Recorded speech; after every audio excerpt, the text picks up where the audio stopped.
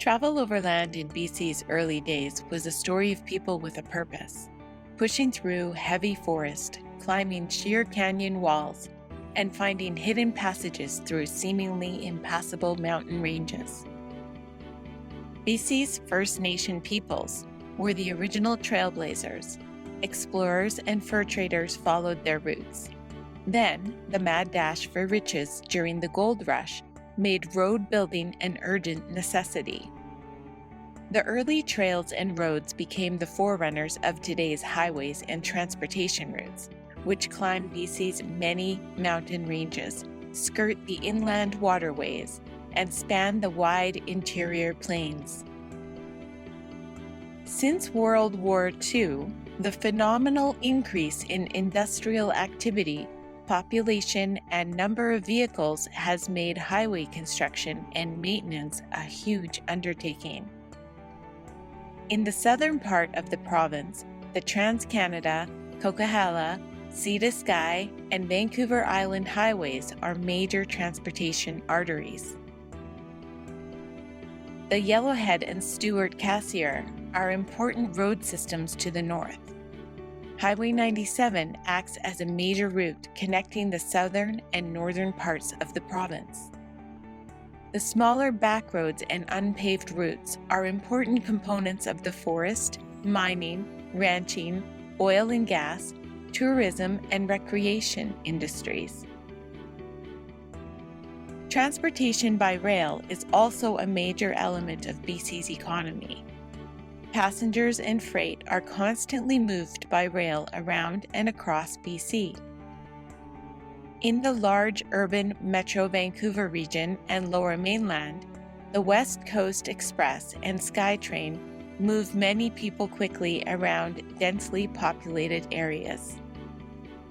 Another important transportation network is BC's Ferry System. It serves almost 50 ports of call, while also providing access to Vancouver Island, the Gulf Islands, and other coastal communities. BC's Inland Ferry System provides free transportation across BC's lakes and rivers not spanned by bridges. Energy is transported across BC through a network of electric transmission lines and hydrocarbon pipelines. Air travel is another important means of transportation in the province. In addition to airports and heliports on land, there is a complex network of airways in the sky. Just like highways on land, they define routes across BC's skies for all kinds of aircraft. Transportation is an extremely important element of BC's economy and society. However, the movement of people and goods also introduces negative impacts.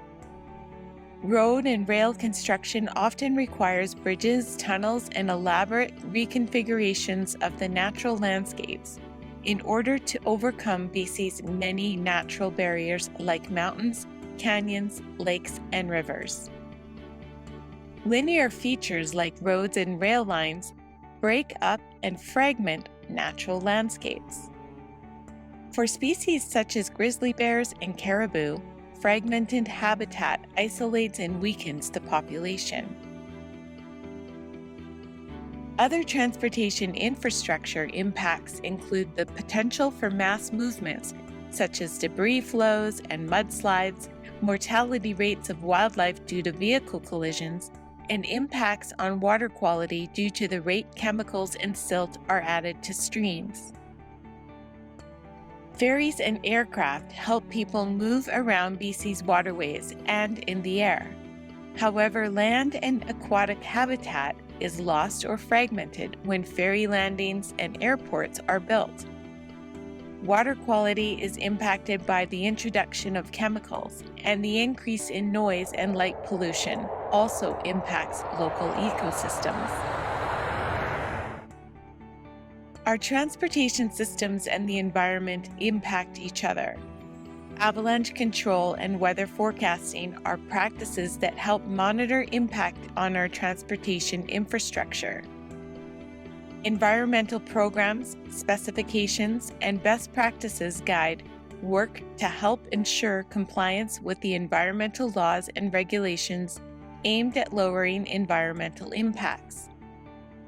For example, culvert retrofits help species such as salmon and trout rebuild their populations. Wildlife exclusion fencing, overpasses, underpasses, and warning signs help reduce wildlife collisions. The implementation of road construction best practices also helps to limit the introduction and spread of invasive species. In the future, it is predicted that global trade will continue to increase demand for transportation and Canada's natural resources. Some of the province's transportation infrastructure will be tested as weather events related to climate change are expected to become more frequent.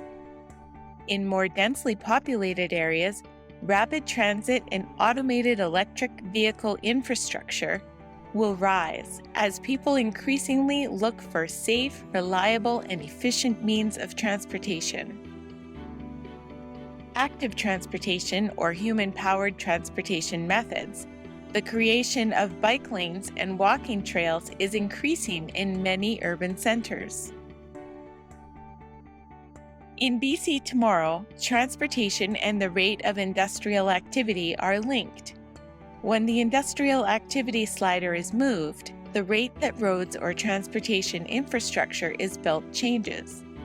When roads are built to access natural resources like forests, minerals, coal, or oil and gas deposits, the rate of industrial activity is impacted.